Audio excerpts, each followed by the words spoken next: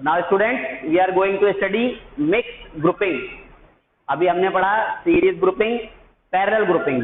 Series में कब maximum current होता है और पैरेलल में कब मैक्सिमम करंट होता है, वो कंडीशंस हमने अभी अभी पढ़ ली।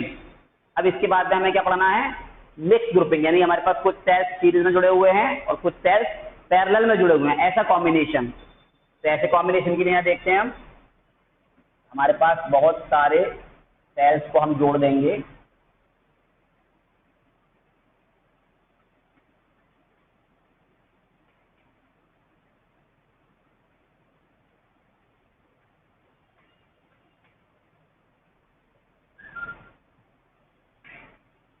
ये सेल्स हमने सीरीज में बहुत सारे सेल्स आ गए इधर, और इसी तरह से हम पैरेलल में बहुत सारे सेल्स जोड़ने जा रहे हैं।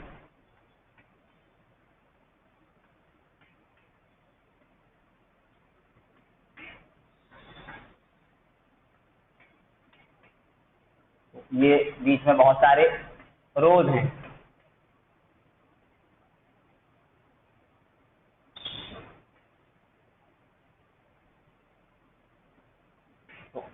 ये हमारे पास यहाँ पर n सेल्स जुड़े हुए हैं और इस तरह की m रो है मेरे पास। ये कॉम्बिनेशन कहलाता है मिक्स ग्रुपिंग। ये एक्सटर्नल रेजिस्टेंस जोड़ दिया हमने, this is called mix grouping. यानी कि इस तरह से ये n सेल्स हर एक रो में, n cells n cells n cells n cells series में जुड़े हुए हैं और ये n सेल की m रो पैरेलल में जुड़े हुए हैं। मान लो कि यहाँ पर तुम्हारे पास 10 सेल हैं, यहाँ भी 10 सेल हैं, यहाँ भी 10 सेल, हर रो में कितने सेल हैं, 10 सेल हैं तुम्हारे पास। तो यहाँ पर 10, यहाँ पर 10, यहाँ पर 10, और वो 10 सेल वाली 5 रो ऐसे ऐसे जुड़े हुए हैं। तो तुम्हारे पास कितने हो जाएंगे सेल, अगर हम कहेंगे तो 10 इधर, 10 इधर 20, फिर 10 इधर 30, 10 इधर 40 और 10 इधर कितने हो जाएंगे, 50 सेल हो जाएंगे टोटल। तो अगर मैं डायरेक्ट काउंट करना चाहूँ तो कैसे काउंट कर सकता हूँ, 10 और कितने रो है 5, तो 10 × 5 कितना हो गया 50। तो यहाँ पर टोटल कितने सेल्स जुड़े हुए हैं, m × n सेल्स जुड़े हुए हैं। तो it means total number of cells निकाल लिया हमने। तो टोटल नंबर ऑफ सेल्स आ गया m × n। तो means we have n cells in series and there are m rows. मेरे पास n सेल्स हैं जो सीरीज में जुड़े हुए हैं और उनकी कितनी रो है मेरे पास, m रोज हैं हमारे पास। इस तरह से पैरेलल में 1 2 3 करके m रो हमने जोड़ रखी हैं। तो अब हमारे पास सबसे पहले क्या है, सीरीज का हमने क्या निकालना है, EMF निकालना है। सब पे EMF E रहेगा, सेम EMF रहेगा और ये R रहेगा, सबका सेम रहेगा, आइडेंटिकल है सेल्स हमारे पास। तो हमने निकाला net EMF of n cell, यानी n सेल्स जो सीरीज में जुड़े हुए हैं उनका EMF निकाल दो। तो उनका EMF कितना आ जाएगा, n × E।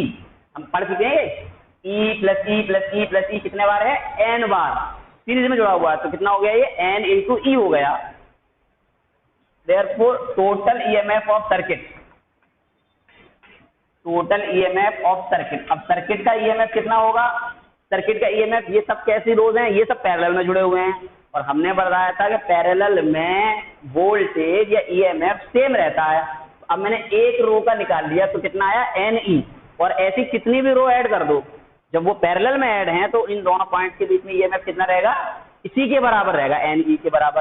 तो हमारा जो EMF रहा टोटल E' वो कितना रहा, n × E के बराबर रहा। अब इंटरनल रेजिस्टेंस की बात करते हैं। तो ये रो है मेरे पास, एक रो में कितने सेल जुड़े हुए हैं, n सेल्स, सबका रेजिस्टेंस सीरीज में कहलाएगा। तो net internal resistance of one रो, नेट इंटरनल रेजिस्टेंस ऑफ रो। अब किसी एक रो का इंटरनल रेजिस्टेंस निकाला मैंने, तो वो कैसे निकल कर आएगा, equals to R + R + R up to n, तो इट बिकम्स NR। ये क्या आ गया, NR आ गया। और इस तरह की कितनी रो है मेरे पास, m रो कनेक्टेड है मेरे पास। तो मैं क्या करूंगा, उन सबको फिर पैरेलल में जोड़ूंगा। अब हमारे पास नेट इंटरनल रेजिस्टेंस कितना आ जाएगा, सबका, पूरे सर्किट का। ये तो सिर्फ क्या है, एक रो का आया है, एक रो का R + R + R क्या हो गया, n टाइम। अब ऐसे ही n टाइम को m बार और ऐड करना है पैरेलल में। इसको मिटाते हैं हम। अब हम चलते हैं टोटल इंटरनल रेजिस्टेंस निकालो। तो total internal resistance, total internal resistance, तो इसको निकालेंगे 1/r डैश। तो 1/n r plus 1/n r, m terms, कितने टर्म्स है ये? m टर्म्स है हमारे पास। तब हम 1 + 1 + 1 + 1 कितने बार जोड़ दें? m बार। फिर ऊपर क्या आएगा मेरे पास? m/n r 1/r dash, therefore we have r dash equals to nr/m। तो ये हमारे पास क्या आता है? टोटल इंटरनल रेजिस्टेंस आ जाता है पूरे कॉम्बिनेशन का। सीरीज वाला nr और डिवाइड ये m टर्म आ गया मेरे पास। अब हमें करना है टोटल रेजिस्टेंस ऑफ सर्किट। अब सर्किट में रेजिस्टेंस कैसे निकालोगे टोटल? तो सर्किट में और एक्स्ट्रा रेजिस्टेंस क्या है? ये वाला रेजिस्टेंस। तो ये एक्सटर्नल रेजिस्टेंस हमेशा क्या है? इस पूरे कॉम्बिनेशन के साथ सीरीज में जुड़ा हुआ है। तो सर्किट का टोटल रेजिस्टेंस निकालने के लिए हमने इसको क्या जोड़ा? सीरीज में R प्लस R डैश। तो we have R dash equals to R plus NR/M। तो ये हमारे पास क्या आता है? टोटल रेजिस्टेंस आ गया और हमने टोटल EMF फाइंड कर लिया। अब हम क्या फाइंड करेंगे? टोटल करंट फाइंड करेंगे। ठीक, तो इसके लिए हम ये बिठाते हैं। ये सब समझ में आ गया होगा बच्चों के। हमने पहले सबका R प्लस R एक रो का जोड़ा तो n टाइम है, तो n इंटू R हो गया। और इस तरह की m रोज पैरेलल में जुड़ी हुई हैं। तो पैरेलल कॉम्बिनेशन के लिए 1/1 करते हैं, 1/nr एक रो का, 1/nr दूसरी रो का। इस तरह से कितनी रोज है मेरे पास? m रोज हैं, तो m बार जोड़ दिया। तो 1 + 1 + 1 m time m/nr total internal resistance reciprocal कर दिया। तो टोटल रेजिस्टेंस निकालने के लिए मैंने ये पूरे सेल्स के इंटरनल रेजिस्टेंस को एक्सटर्नल रेजिस्टेंस के साथ सीरीज में कनेक्ट कर दिया। ये हमारे पास टोटल एक्सटर्नल रेजिस्टेंस आ गया। अब हमने क्या किया? करंट निकालना है। ओम्स लॉ का यूज करते हैं। Current equals to voltage upon resistance. तो we have current I equals to voltage E dash upon resistance R dash. Then I equals to E dash मतलब N into E upon R plus NR/M। तो हमारे पास अभी क्या आया था? NR/M हमारे पास resistance आया था ये इंटरनल। अब मैंने इसका एलसीएम दिया तो MR प्लस NR और ये M ऊपर चला जाएगा। तो I equals to MNE upon MR plus NR। This is the total current in the circuit. अब ये करंट मेरे पास पूरे सर्किट में फ्लो कर रहा है। अब मुझे फाइंड करना है कि ये करंट मैक्सिमम कब होगा। तो अगर मेरे पास कोई फ्रैक्शन है, उस फ्रैक्शन को अगर मेरे पास कोई भी मेरे पास वैल्यू है z इक्वल्स टू x/y, और मैं कहना चाह रहा हूं कि ये वैल्यू जो है z x/y की टर्म में, ये कब मैक्सिमम कब आएगा? x और y की क्या वैल्यू हो? तो y की वैल्यू जितनी छोटी होगी ये वाला टर्म उतना ही बड़ा आएगा। तो मैक्सिमम वैल्यू लाने के लिए डिनोमिनेटर कैसा होना चाहिए? मिनिमम होना चाहिए, सबसे पहली कंडीशन। तो क्या है यहां पर? For maximum current, for maximum current MR plus NR should be minimum.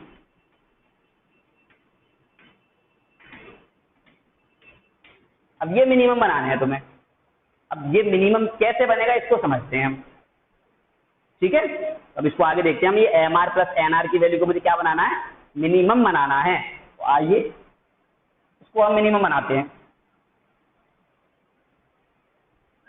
तो for minimum MR plus NR। अब यहां पर तो ये ऐड हो रहा है और ऐड होने वाली कंडीशन में मिनिमम नहीं आएगा, ये ऐड अप होते ही चले जाएंगे, नहीं बढ़ती चली जाएगी वैल्यू। तो इसको मिनिमम करना है हमें। तो इधर देखें एक बार, इसको मैं लिख सकता हूं √MR माइनस √NR का होल स्क्वायर। कैसे लिख सकते? अगर इसका होल स्क्वायर में ओपन करता हूं तो इसका स्क्वायर करो, A स्क्वायर ए स्क्वायर का मतलब रूट हट गया M R plus B square root हट गया N R minus 2ab 2 under root M R N R. तो अब ये वाला टर्म एक एक्स्ट्रा आ रहा है, अगर मैं इसका होल स्क्वायर ओपन करता हूं मुझे तो M R plus N R के बराबर ही करना है। ये इक्वल का साइन है, मतलब इधर वाली टर्म के बराबर होनी चाहिए। लेकिन जब मैंने इसका होल स्क्वायर ओपन किया तो ये तो टर्म ठीक है, इतना यहाँ पर है इतना यहाँ पर है, लेकिन ये टर्म एक्स्ट्रा आ रहा है। तो इसके लिए क्या करेंगे, यही टर्म यहाँ ऐड कर दो, plus 2 under root M R N R. इसको मैंने ऐड कर दिया, इससे ये कैंसिल होगा, ये बच जाएगा। तो मतलब क्या है, इस टर्म को इस टर्म के बराबर करने के लिए ये वाला टर्म यहाँ ऐड कर देना है मुझे। Is that clear? यहाँ से देख लेंगे, और स्क्वायर ओपन किया मैंने, A square plus B square, square क्या रूट हट गया, स्क्वायर क्या रूट हट गया, माइनस 2ab। यानी कि ये दोनों आपस में बराबर करने के लिए ये वाला टर्म एक्स्ट्रा था, ये वाला टर्म और ये वाला टर्म यहाँ पर सेम है, लेकिन ये टर्म एक्स्ट्रा था। इसको कैंसिल करने के लिए मैंने ये ऐड कर दिया, मतलब इसमें ये ऐड करना पड़ जाएगा मुझे, plus 2 under root M R और एन आर। अब ये दोनों वैल्यू कैसी हो गई आपस में बराबर, इस फॉर्मूले की हेल्प से हम देख सकते हैं। तो ये दोनों वैल्यूज अब हो गई बराबर। अब अगर मुझे इसको मिनिमम करना है तो देखो, इसको तो जीरो नहीं कर सकते, कुछ ना कुछ वैल्यू होगी इसकी, लेकिन ये टर्म जीरो हो सकता है, क्योंकि अगर इसकी वैल्यू इसके बराबर आ जाए तो ये टर्म जीरो हो जाएगा। तो ये दो टर्म जो हैं वो जब जीरो हो जाएगा तो सिंगल टर्म बचेगा, तो मतलब इसकी वैल्यू मिनिमम आ जाएगी, यानी कि इसको जीरो करना है। तो now for minimum value M R minus N R must be equal to zero. ये कैसे होने चाहिए, जीरो के बराबर होना चाहिए। तो ये एन आर उधर लेकर जाएंगे हम, तो under root M R equal to under root N R, root से रूट खत्म, यानी squaring both side, M R equal to N R. तो इसका मतलब क्या होता है, मेरे पास अब क्या बचता है, यानी कि M R equal to N R हमने कह दिया, या हम आर की वैल्यू निकाल देते हैं। तो R equal to N R upon M. और यहाँ देख सकते हैं ये जो आया था मेरे पास एन आर अपॉन एम, क्या आया था, ये आया था इंटरनल रेजिस्टेंस। ये हमारे पास सर्किट का टोटल इंटरनल रेजिस्टेंस आया था इससे पहले जब हमने सॉल्व किया था। तो यहाँ पर हम ये कह सकते हैं कि अगर मुझे मिक्स ग्रुपिंग में मैक्सिमम करंट चाहिए तब क्या होना चाहिए, external resistance must be equal to the total internal resistance. तो अगर मेरे पास एक्सटर्नल रेजिस्टेंस की वैल्यू टोटल इंटरनल रेजिस्टेंस की वैल्यू के बराबर आ जाती है, तब मिक्स ग्रुपिंग में हमें मैक्सिमम करंट मिल जाएगा। तो ये था हमारा मिक्स ग्रुपिंग का कंसेप्ट। तो अब हमने सीरीज, पैरेलल और मिक्स तीनों ग्रुपिंग में पढ़ लिया कि कब करंट मैक्सिमम फ्लो करता है। That's it.